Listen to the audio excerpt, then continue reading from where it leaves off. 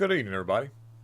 So I think we're all getting tired of no arrests. No arrests. We've not seen anybody other than some Tesla people getting arrested for vandalizing Tesla stuff. I mean, I guess that's sort of a have-to thing when you have like, you know, that is like, it's kind of hard to get around. But like, there's a lot of things going on.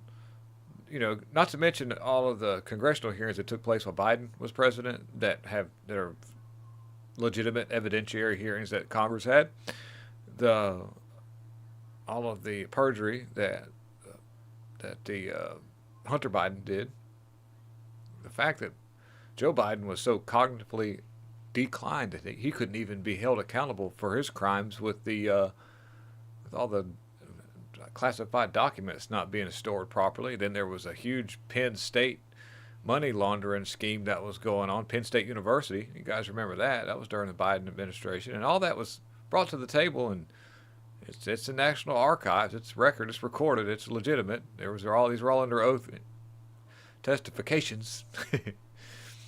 So they're like, well, what else? You need to investigate here. And now we're at the point where we've got, definitely hard evidence about the collusion for the Russia gate, the 630 million or was it billion? There's a lot of money sent out. Act Blue. There are some investigations going on with Jasmine Crockett that's dealing with Act Blue, but we're not really, there should be. I'm a little disappointed. In other words, Pam Bondi, and I hate to say it, but right now Kash Patel's had plenty of opportunities to act on what we already have as legitimate evidence. So I don't know what the bigger scheme is. I don't know if there's a bigger scheme. Is this just going to be a toss the ball down the court while we just kind of hang on and hope for the best? What's going to happen when they find out with all the stuff that's being released about the machines that people are used to cast their thing when they do this every 4 years and 2 years in your midterms, those machines.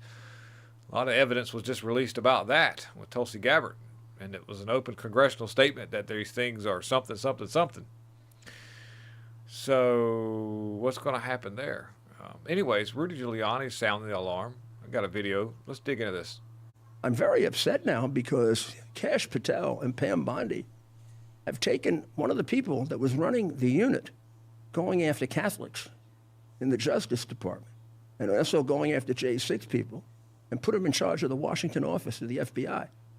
And I tried to reach them today. They didn't call me back. I want to know why. They say there's an explanation for it. It better be damn good.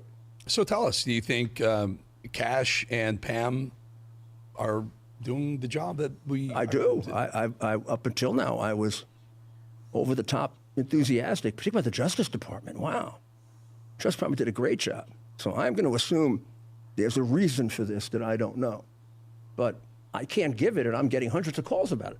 How do these, particularly from the J6 group, because as you imagine, they're very tight. Mm-hmm. And this guy, some of them tell me this guy was like mean and vicious and treated them horrible. Now he's going to run the Washington office of the FBI. So I don't know. Maybe he was a whistleblower. General Flynn joins in the chorus of Trump allies demanding answers from Pam Bondi and Kash Patel on where we are. When are we going to see these arrests? Where are we with this? And the thread goes on to talk a little bit about a documentary that was made, and it talks about some of the things that happened to Flynn and his son, and why he understands lawfare, and some of the stuff he's experienced is just outrageous. And he hasn't even done anything wrong, and you've got all these criminals out there that just, man, they have done absolutely everything wrong, and it's proven, and multiple hearings, evidence brought out, perjuries, everything. You name it, they've done it. Money laundering, everything.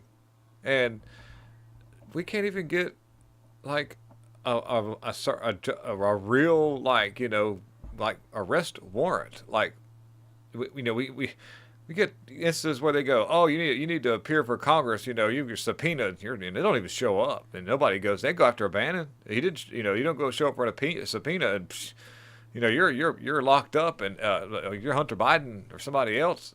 It doesn't matter. You don't have to show up for a subpoena. Well, we're going to write you a strongly worded letter. strongly worded letter for that. That's what you're going to get from us. That's humiliating. It's humiliating to us to see this happening. We've worked very hard to get where we're at. Everybody's been through 4 years of the Biden regime. That was hell. Watching our country just go to complete and total 100% decline. And, we overcame an election that shouldn't have even been what it was. And so reading into this thread, it says here that Flynn followed up by urging viewers to dive deeper into his film's revelations. And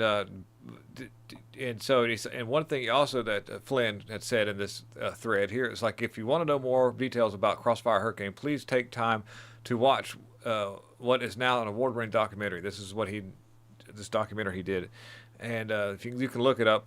And it says, but what truly caught fire online was growing frustration of conservative grassroots. One user reflected the sentiments of the millions of Americans sick of the two-tier justice system. The post of an image of high-profile Obama-era officials with the simple caption, when is accountability coming for these people? And the list of those people, of course, Barack Obama himself, James Clapper, John Brennan, James Comey, Sally Yates, Loretta Lynch, and we know who Obama is, but James Clapper was a DNI who misled Congress. John Brennan, CIA director who allegedly politicized intelligence. James Comey, FBI director at the helm of the Russia hoax. Sally Yates and Loretta Lynch, key DOJ officials during the anti-Trump operations. Andrew McCabe, Peter Strzok, Lisa Page, Bruce and Nellie O'Hore, Andrew Weissman, James Baker, and Stefan Halper.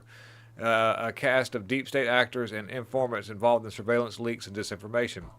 And Flynn tags Kash Patel and Pam Bondi and simply replied, this is a good question. And you see this tweet that went out here, or this X post. These are the people in that list, and it's something that Flynn had put out there. He's a pretty high-ranking a pretty high-ranking dude, pretty well-known guy. And so it was, Mike Flynn says, $630 million in SBA loans were distributed to borrowers either older than 115 years old or younger than 11. A shocking discovery uncovered by Doge. Where's the arrests? Where's the indictments? Where's the thing? Where's we're looking into this? We've got this going on. Where's something?